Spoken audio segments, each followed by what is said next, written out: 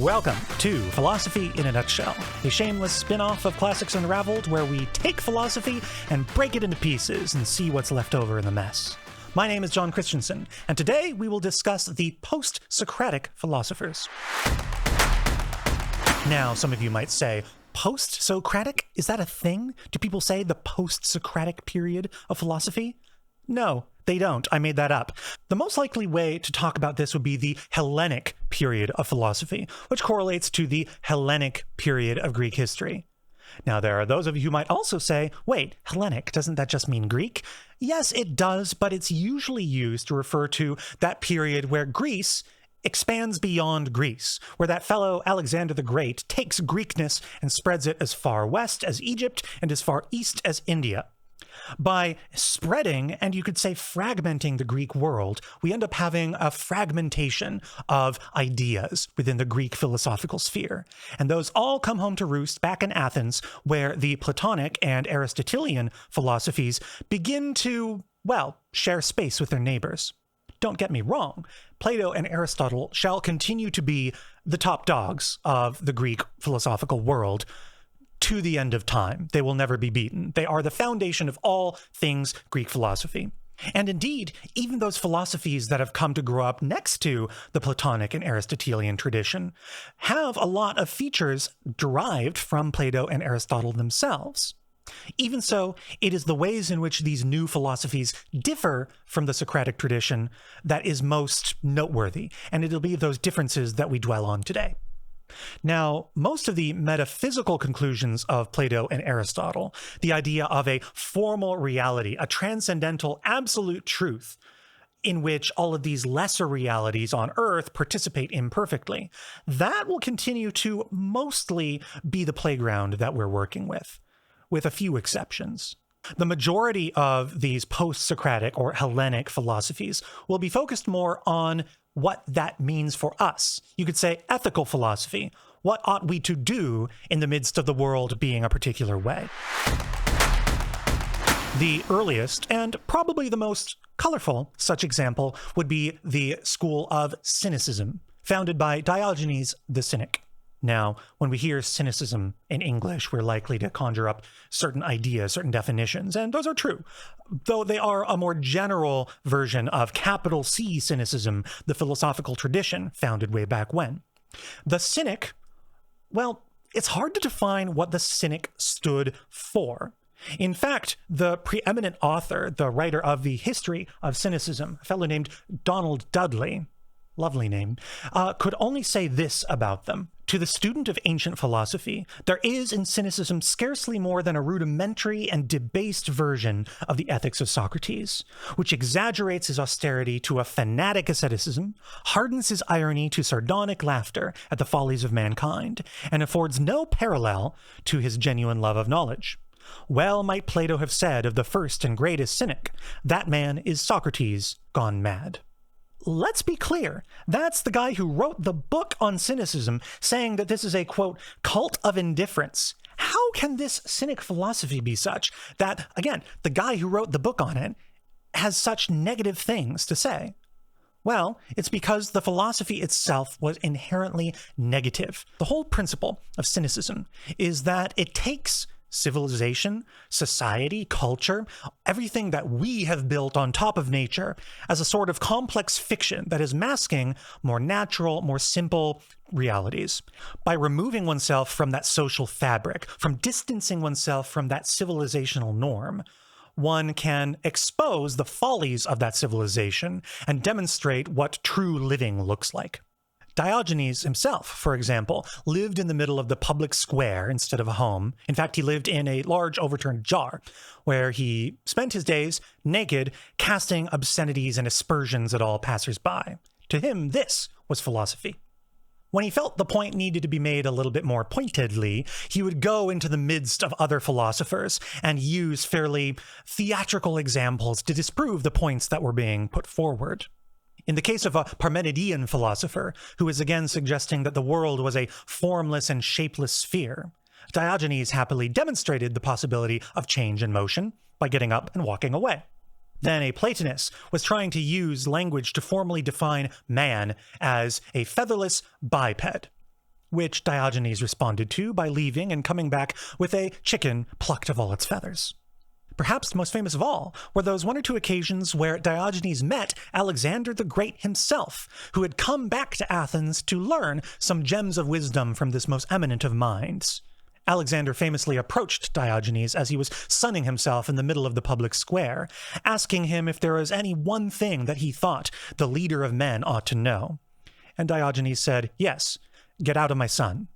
Later in the conversation, when Alexander suggested that if I was not Alexander the Great, then I would want to be Diogenes, Diogenes said, if I was not Diogenes, I would also want to be Diogenes. On another occasion, Alexander approached him and found Diogenes sifting through a pile of human bones, to which Alexander, understandably, asked, "What are you doing?" And Diogenes said, "I am looking for the bones of your father, but I cannot tell them apart from the bones of a common slave." Touché, Diogenes. Clearly the honors and the legacy and the identity and the ideas that everybody else cared about so much were merely a distraction for Diogenes, a distraction without which he and his followers could live simply and completely. Beyond Diogenes, the two most characteristic philosophies of this post-Socratic or Hellenic period would be ones concerned, once again, with living, specifically living in an imperfect world where we are faced with trials and tribulations that make it hard to be happy. How can we be happy? Well, it depends on if you ask the Stoics or the Epicureans. The Stoics, once again, believed that the world was a terrible and unpleasant place, and that, left to our own devices, we cannot get everything that we want, and therefore, the goal of the philosophical mind was to cultivate virtue. Sounds pretty straightforward, sounds very Aristotelian, but there's a little more to it. Remember how Aristotle said that the good of man is virtue, and that by possessing virtue, we are the best we can possibly be. This meant, to the Stoics, that it is the possession of virtue that makes us not just everything we can be, but everything we can want. And that by possessing virtue, we are by definition happy. And it matters little what is going on beyond our own skulls, so long as that virtue is ours to command. This focus on the active cultivation of virtue is itself an antidote to yet another growing problem. You see, as philosophy is not merely a metaphysical concern, but a physical concern as well, the philosophers and the scientists of this period are beginning to realize just how orderly, just how mathematical, you might say, the world seems to be. And they're beginning to suspect that the features of the world, humans included, are in fact subject to cause and effect.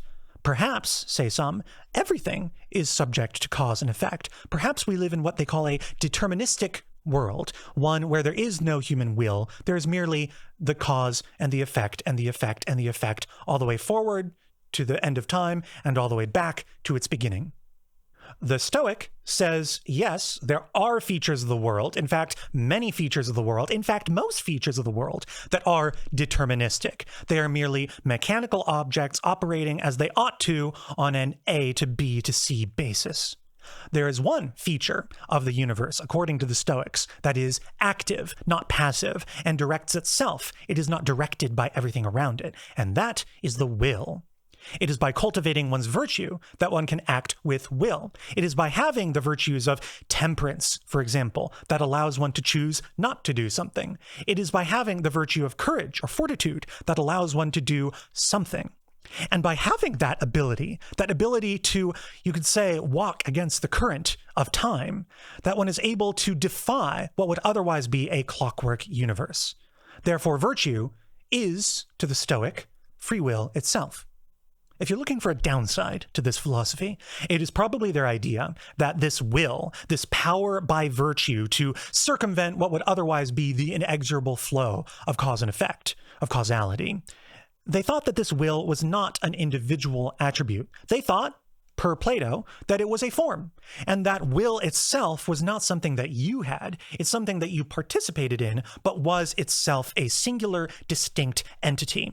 And therefore that human free will is not really you, it's not really human, it's something that makes you more than human by participating in it. Now, if that is not enough of a downside for you, then you might just be a Stoic. Whereas, on the other side of the mat, we have our Epicureans. That word, Epicurean, just like Cynic, has kind of been debased with time. Let me specify what they were about. Just like the Stoics, they believed that the world was an imperfect and painful place, and just like the Stoics, they wanted a solution for that experience of human hardship. But whereas the Stoics tried to circumvent that by cultivating virtue as its own end, the Epicureans strove to cultivate virtue, yes, but as a means to an end. The Epicurean was not merely a hedonist. He wanted virtue, but it was by cultivating a virtuous life that one was more likely to be materially, secularly successful. And by being materially, secularly successful, you were able to afford that status, that position, that wealth that allowed you to kind of hold back, to restrain the hardships of the world through artificial walls. It's not about eating a bunch. It's just cultivating the kind of life where you are unlikely to be hungry. It's not about drinking a lot. It's about living the sort of life where you are likely to be merry. If virtue is merely the Epicureans' means, then its ends or its goals would be a freedom from pain, physical pain, which they called aponia, and a freedom from mental or intellectual anguish. That's called ataraxia. If one's life is physically stable enough that he is not subjected to physical hardship, then he has achieved aponia. And if he has enough intellectual satisfaction in his life that he experiences no mental anguish, he has ataraxia. These are the two signs of a happy man, says Epicurean philosophy. This means that the Epicureans and Epicurus himself actually had a lot to say on the living of a virtuous life. They were not interested in being mere hedonists. They spent a lot of time thinking about what parts of our lives are dedicated to virtue. Again, as a means, not an end, but a virtuous life nonetheless. The bad news about this extreme focus on material reality is that materialism extended to and eclipsed every other feature of that philosophy, including their metaphysics. To the Epicurean, the reason that true happiness, the end of happiness, was achieved materially is because there was no immaterial being to the Epicurean. The soul was merely a material thing. The gods were merely material things, more long-lasting than a mere mortal, but material nonetheless. And therefore, there was no conceit, no attempt at eternity, of universality in the Epicurean sphere. Therefore, the opportunity afforded by the Stoic idea of will to transcend above merely material matters is explicitly denied by the Epicurean worldview. If you're beginning to notice a marked shift from transcendental things to material things in these Hellenic philosophers, it's probably because these Greeks are beginning to doubt just how well they can know anything at all. The latest and perhaps the most influential of these post-Socratic philosophies is that of Skepticism, which continues to have just the same strength and currency as a philosophical school to this very day, with no gaps between then and now.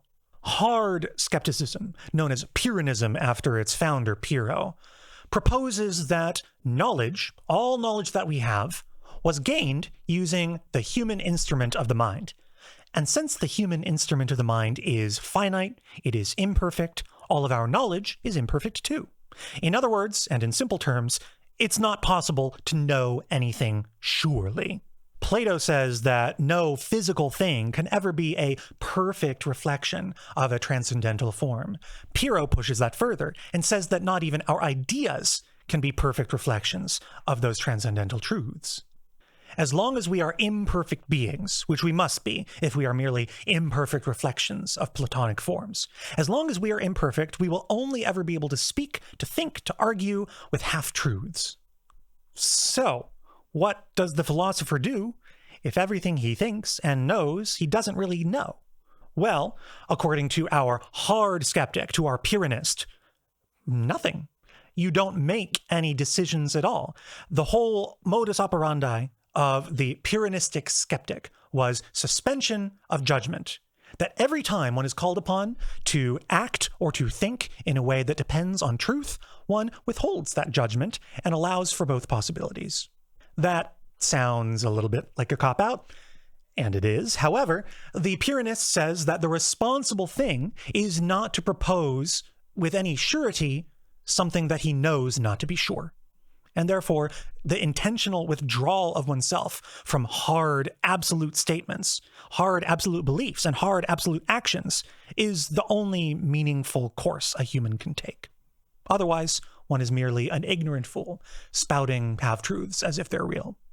For those of you who would like to take at least one solid stance in your lifetime, we can ignore the purists, we can ignore hard skepticism, and turn instead to academic skepticism.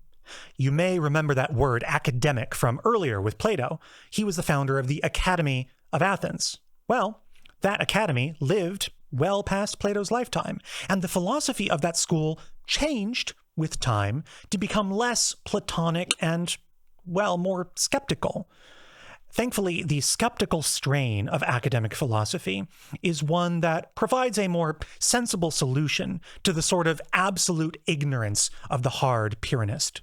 Instead of our imperfect knowledge demanding a suspension of judgment, to the academic skeptic, our ignorance of absolute truth requires us merely to decide the most plausible truth. If we do not know with absolute surety of a fact or of a requirement or of a good, then we must simply use our intellect to come to the best possible guess, and that is a responsible basis for action.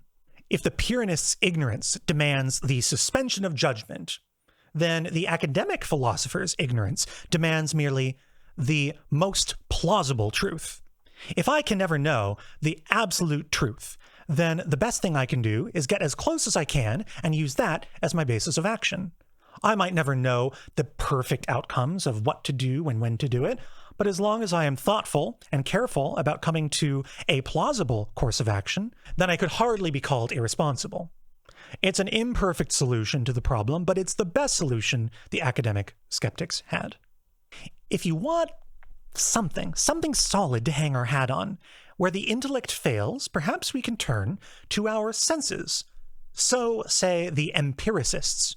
Empiricism says that experience or experiment is the only basis for knowledge. If I light a candle with a match and a fire springs up, I know, certainly, that that particular candle was lit with that particular fire. Does that mean that every candle will be lit when any match is brought to it? Not necessarily. I don't know that for certain. And even if my senses deceive me, and I only think that that one candle was lit, then at least I know that it looked like it was. That is the sole kernel of empirical knowledge, that I can observe that something looks like it happened a certain way. It's a meager kind of truth, but it is a sure kind of truth. Perhaps the sureness of what I experienced is the only kind of sure experience that I can have. It's possible to have sort of useful inferences. I could say, for example, if I light 100 candles, I can be reasonably confident that it's going to happen again. But again, I wouldn't say that I know it. I would say that it's a useful tool, a useful model of experiences that suggests something about the future. It does not demand it of the future. It might be disheartening to think of a world where all truth and all knowledge is colored by doubt and uncertainty.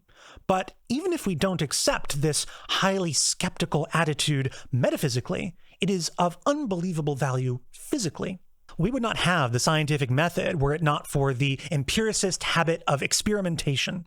We would not have formal math or logic without recognizing our own limitations of knowing. We would not even have any modern political theories were it not for our Pyrrhonistic suspension of judgment and deferment of that judgment to others.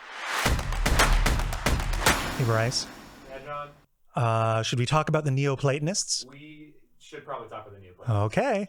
I don't want to. John, I feel like the people need to know about the Neoplatonists. All right. I'm sorry. Neo-Platonism is not really Platonism. It's not really Neo either. Neoplatonism is what happened when the Academy of Athens, with all of its Platonic brand name recognition, began to dabble in other things. First of all, they started getting really Parmenidean, and by that I mean they started thinking, let's take all of our forms, which are themselves more general abstractions of particular realities, and make them even more abstract and more until eventually there are not forms, but just form. We've only got one. And yes, it's Parmenides' famous one. Back to being shapeless, back to being formless, back to being not my favorite thing. The problem is if the forms from which everything derives its shape and its nature is uniform and monotonous, then where do we get all of our variety? Where do we get all of our shapes and sizes and colors? The Neoplatonists answer this by giving us a whole lot of intermediate steps between the transcendental one and the vulgar terrestrial us. And it's in these lesser planes, these spheres upon spheres upon spheres, reaching up into the oneness of that highest form, that we have these emanations, these imperfect versions of the form, getting more imperfect and more varied until they reach us. The goal, therefore, of the philosopher is to intellectually rise through these different emanations, through these different planes, and approach, and eventually enter and be subsumed in the mighty Parmenidean one. Now, let's be clear. It is our mind, our soul, not our body, that is supposed to ascend through these increasing spheres and towards the one. To the Platonist, or the Neoplatonist, our mind and our body are not the same thing. They are not really both us. We, according to the Neoplatonist, are a soul. Our body is a vehicle, essentially, a means by which we're capable of experiencing this lessermost dregs world that is the physical world. It is by freeing ourselves from our body, a total separation of our mind from our body, that we're capable of even beginning to ascend these different steps. This mind-body dualism will become really popular a few centuries from now when we get the Gnostics, an early Christian offshoot that believed there were a number of supernatural barriers between God and his creation, and that by freeing our soul from both our mind and our body, we would be able to ascend through, open the gates with angelic keys and stuff. Yeah, it gets weird in Gnosticism, and it's all thanks to Neoplatonism. Perhaps the most distinct feature of Neoplatonism, if all the other stuff I said wasn't enough, the most distinct feature is its passiveness. Up until now, every other philosophy has been focused on the active application of the mind, right? Using one's intellect, using the tools that we have to come to truth. Not so for the Neoplatonist. The Neoplatonist did not apply his mind, he emptied his mind. The whole idea was to experience a mystical union with the transcendental and let it invade the self instead of one's mind invading it. By letting one be filled with supernatural truths, one was thereby made less oneself and more the one, and that by fully achieving the one has in fact fully annihilated oneself, fully emptied oneself of his particular features, of his personality, of his identity even, and become a pure vessel of, you could say, formal oneness. Now, when you hear about this self-annihilation in the face of a transcendental enlightenment, which, for the record, the Greeks would call henosis, this sounds a lot like something out of Eastern philosophy, this passive reception of knowledge or of enlightenment. And indeed, we can say that Alexander the Great, who spread his empire all the way to India, which was Hinduism's and Buddhism's playground, these ideas absolutely cross-pollinated with the ideas of the Greek West. It's impossible to say exactly where Eastern influence ends and where Greek innovation begins, but the fingerprints that we can see here on Neoplatonism are unmistakable. Unmistakable, yes. Coherent? Not necessarily. If this video has shown us anything, it's that those early, strong, sure steps that the Socratic tradition took out of Plato's and Aristotle's domains has now found some rocky terrain. And it'll go that way pretty much until the waning of the Greek world. Greece doesn't go away, but Greece as a strong and independent polity will. It'll be subsumed into the Roman Empire. And it is with the Roman torch that Greek philosophy, especially that Socratic strain, will be brought back to its former glory and in fact intensified with the Roman ethic in a way that we have not seen before. Next time on Classics Unraveled, we dance. Thank you once again for joining us in this episode of Philosophy in a Nutshell. As always, if you enjoyed yourself, please drop a like in the like jar, give us a comment, and join us for our next episode. I am John Christensen. Fare thee well.